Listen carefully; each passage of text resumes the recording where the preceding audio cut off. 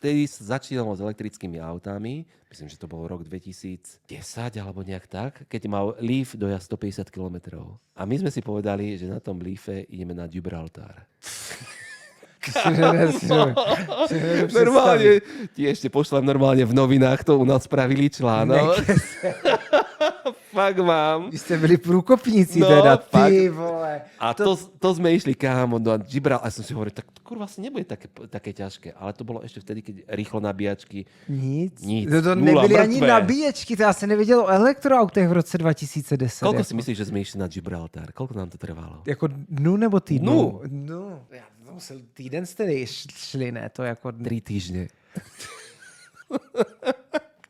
A to bol masaker, to si niekde prišiel k hospode a proste si vytiahol zástričku. Za dobrých podmienok to malo dojazd, keď bolo všetko fajn, že si nepúšťal klímu. To malo dojazd, ja neviem, možno do 200 km. Ani to nie, to som fakt veľa povedal. Reálne to malo dojazd vtedy 130-150 km.